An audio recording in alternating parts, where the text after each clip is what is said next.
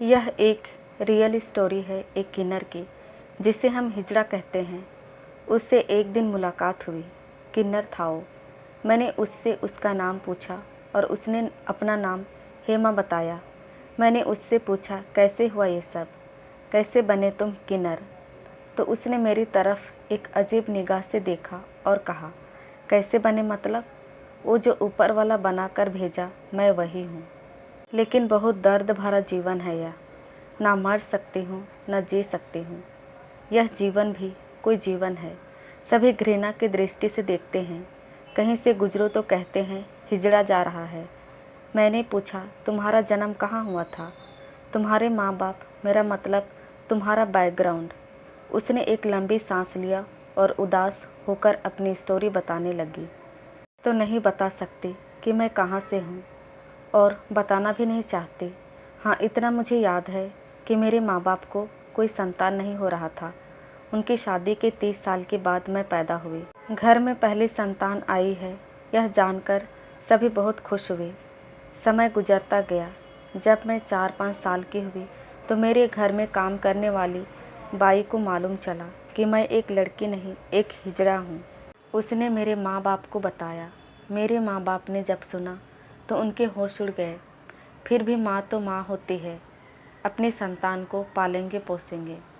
उस समय मैं समझ नहीं पाई थी कि हिजड़ा क्या है। यह शब्द मेरे लिए नया था, बिल्कुल नया। मेरे माँ बाप मुझे बहुत प्यार करते थे, बेशक पहले से ज़्यादा। हालांकि मेरे माँ बाप को इस बात का डर था कि कहीं मोहल्ले में हल्ला ना हो जाए कि मैं किन्नर हूँ। इसके बदले मेरे माता पिता उसे एक्स्ट्रा पैसे देते थे। समय गुजरता गया और देखते ही देखते मेरी उम्र 15 साल की हो गई और यहीं से शुरू हुई मेरी स्टोरी, लड़की से किन्नर बनने की। मेरी आवाज़ बदलने लगी, मेरा चाल ढाल बदलने लगा। मैं खुद ही परेशान हो उठी कि ये मेरे साथ क्या हो रहा है और क्यों हो रहा है, और क्या मैं सचमुच किन्नर हूँ? कहते हैं कि सच्चाई बहुत दिनों तक छुप नहीं सकती। एक दिन मोहल्ले में एक लड़के के साथ मेरा झगड़ा हुआ। काफ़ी भीड़ इकट्ठी हो गई और गुस्से में ऑटोमेटिक एक किन्नर की तरह तालियां पीट पीट कर उस लड़के को गाली देने लगी और सब देखकर दंग हो गए। और यहाँ पर राज खुल गया कि मैं एक किन्नर हूँ। मोहल्ले में मेरे माँ बाप का चलना मुश्किल हो गया। इधर मेरे में भी बहुत बदलाव आने शुरू हो गए। जैसे कि मुझे लड़कियों के कॉस्ट्यूम पसंद आ रहे थे।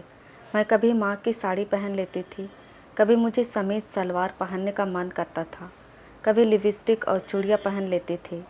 अब मुझे भी विश्वास हो चुका था कि मैं ना तो मर्द हूँ ना ही औरत, मैं एक किन्नर हूँ। थोड़े दिनों बाद ही मेरे घर पर एक किन्नर समुदाय से कुछ किन्नर पहुँचे और मेरे माँ बाप से मुझे मांगने लगे, यह कहकर कि आपकी संतान आपका समाज का नहीं है, इसका समाज अलग है और हम इसे अपनी कम्युनिटी में लेकर जाएंगे। मेरे माँ बाप मुझे जाने नहीं देना चाहते थे, लेकिन मैं जाने के लिए तैयार हो गई क्योंकि मुझसे अपने माँ बाप की बेइज्जती और सहन नहीं होती थी। मेरे माता पिता की आंख में आंसू थे और जाते वक्त उनसे मैंने वादा किया कि मैं उनकी संतान हूँ और हमेशा रहूँगी, उनसे हमेशा मिलने आया करूँगी।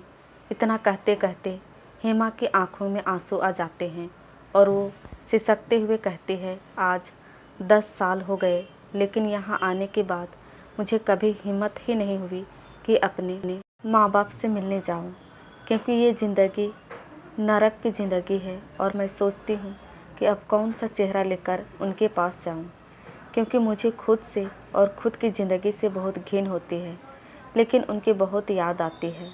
बचपन में ही उन्हें पता चल गया था कि मैं किन्नर हूँ, फिर भी उन्होंने मुझे बहुत प्यार दिया और उसके बाद उतना प्यार कभी किसी ने नहीं। कहते कहते हेमा फफक कर रो पड़ी है। मेरी आंखों में आंसू आ गए थे। मैंने हेमा के कंधे पर हाथ रखा और सांत्वना देते हुए कहा, हेमा, जो तकदीर में लिखा होता है वही होता है और वही मिलता है। शायद भगवान को यही मंजूर था, पर तुम बहुत खुशनसीब हो कि तुम्हारे माँ बाप ने सच जानने के बाद भी इतना प्यार दिया था, और बहुत साहसी भी हो कि अपने माँ बाप की इज्जत के लिए तुमने अपना रास्ता चुना।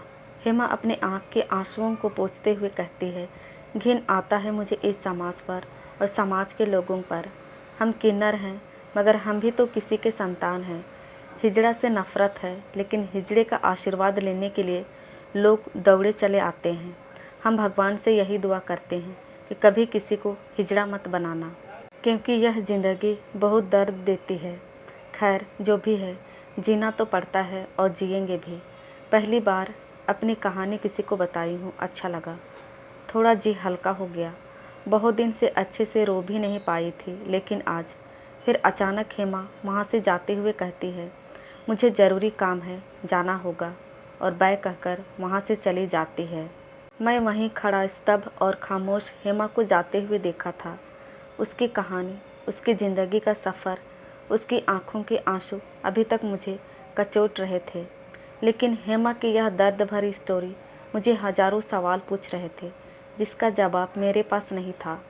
दोस्तों, यह सिर्फ़ एक हेमा की स्टोरी नहीं है। ऐसी हज़ारों हेमा की कई कहानियाँ हैं जो हमें सोचने पर मजबूर करती हैं कि क्या किन्नर बुरे होते हैं?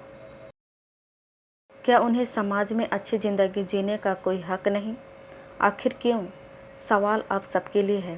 खैर, मैं हेमा के लिए यही दुआ करती हूँ कि वो जिस परिस्थिति में है, जहाँ भी है, उसका सिलसिला ज़िंदगी का चलता रहे और वो अपनी दुनिया में ही हमेशा मुस्कुराती रहे।